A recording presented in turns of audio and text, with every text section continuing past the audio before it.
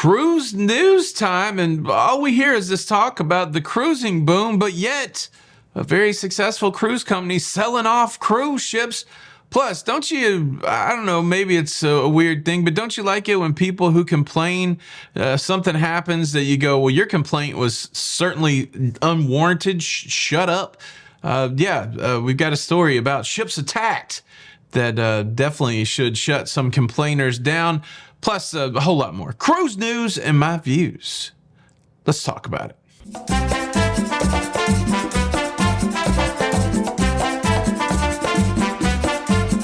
Hey, what's up, everybody? Welcome to La Lita Loga.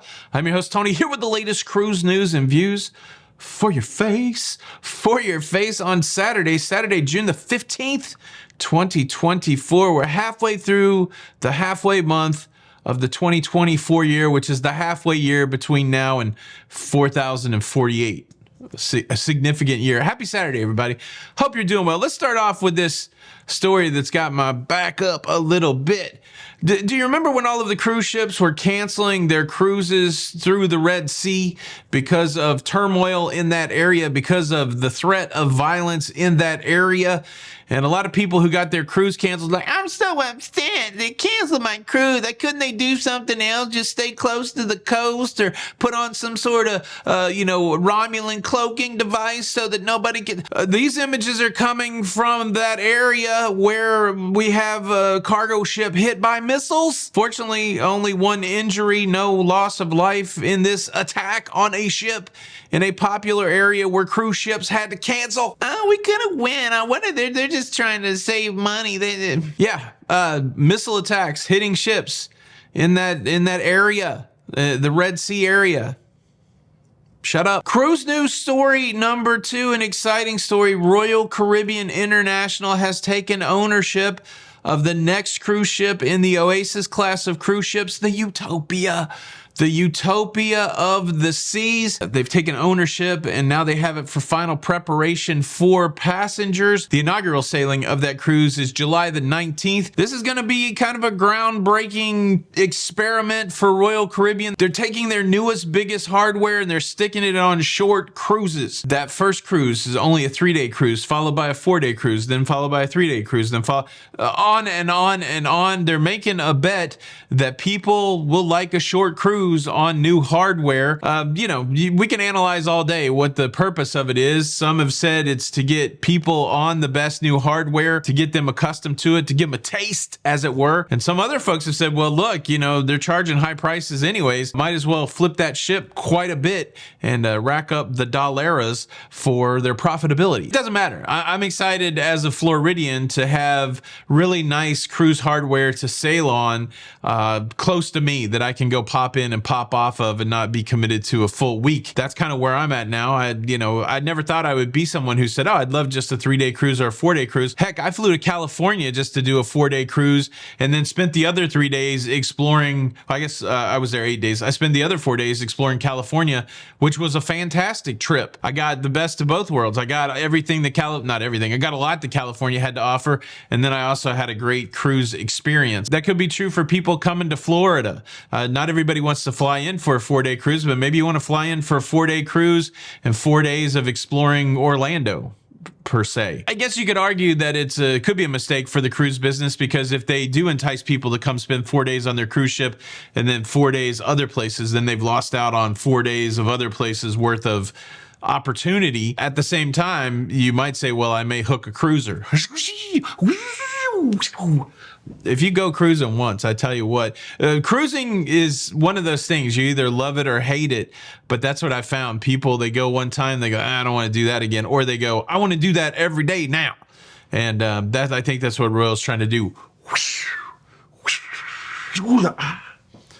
What hooked you on cruising? The whole thing hooked me, I guess. I'm excited because I'm going to be on that July the 19th sailing of Utopia. I can't wait to see it. What do you think's going on? Leave a comment below. Royal Caribbean Group, not the only cruise line that's got a milestone celebration going on. Sorry, I've just distracted in my mind. I got to tell you, there's a story I didn't even tease that just makes my head hurt a little bit. I'm going to save it a little deeper into the show, but Okay. Yeah. Celebrity Cruises celebrating a milestone. They've laid the keel on their latest Edge class cruise ship. This time they've laid the keel, which is essentially one of the starting points of the ship. You got like steel cutting and there's a lot of different milestones, but keel laying is a big one. All the big wigs show up and they put on hard hats and their suits and they're like, look at us. We laid the keel.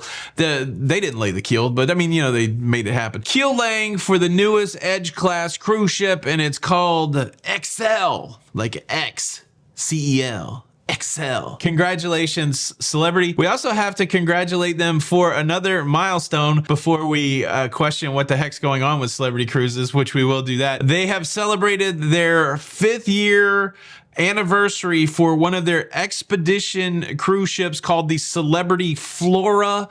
This ship was purpose-built to cruise the archipelago known as the Galapagos Islands. This ship is focused on Galapagos 100-guest vessel, so that means not only are you going to get that small ship treatment with, all-inclusive type vibes, but it's also a small ship that can make its way around the Galapagos for really Chuck Darwin type vibe. You're exploring the thing. So good. Congratulations. 5 years in service for the Flora. Seems like that expedition business is doing good for Celebrity. Or is it? We've got Celebrity Cruise Line announcing that they're selling off cruise ships and they're canceling cruises. And guess what cruise ships they're selling off? They're selling off the Expedition cruise ships. They had 2 more, the Celebrity Expedition and the Celebrity Exploration. They've sold them off to Lindblad Cruises. The last cruises that these 2 ships will do are in December of 2024. But guess what? These cruises have booked cruises on them already to the Galapagos in 2025. And so guests that are booked on those 2 cruise ships for that wonderful experience are getting the dreaded cancellation email saying that, hey, I don't know if you heard, but we sold your cruise ship to somebody else. Hence, therefore, and ergo, no cruise for you. Everything in 2025 being cancellated. Of course, the cruisers are being offered to go on the Flora. Hey, we can get you on the Flora for the same price. They're being offered cruises on other cruise ships for the same price or whatever price is less. It's that cruise business, baby. They laid a keel for a new big ship. They celebrated the anniversary of their, premier expedition cruise ship, and then they sold a couple out the back door. All while recording profits and increasing cruise prices. So I love it. I actually love the dance between the consumer side of cruising and the business side of cruising and how we kind of get to see both sides of it. But yeah, it's a bummer for people that got canceled, but Royal has a good reputation, Celebrity inside that family. They have a good reputation of taking care of people when things like this happen. So hopefully everybody is made whole and it's not too traumatic. But yeah. Wild stuff. Fun day yesterday. One of my kids, my son, my youngest, actually turned 23, and he's in from out of town. And I said, "What do you want to do on your birthday?" And he said, "Could we go to the Lego store?" And I was like, "You want to go to the Lego store?" All right. So we went down to Tampa. We went to the Lego store, and then I wanted to take him even further and expand it. We went to a Bricks and Minifigs, which is a third-party Lego store in St. Pete. And the reason I share this story, not only to brag on my 23-year-old son, who's incredibly brag-worthiness-able. I'm a proud papa. That's all I'm saying. Proud papa. We drove by the new Margaritaville at Sea Islander cruise ship and got to take a peek at that. I did meet with my friend and fellow content creator, Where's Walter Travel, for breakfast the other day after he got off of that ship. He has some nice things to say. He said, like everything else, especially, you're talking about a, older cruise ship that's been refurbished for a whole new purpose.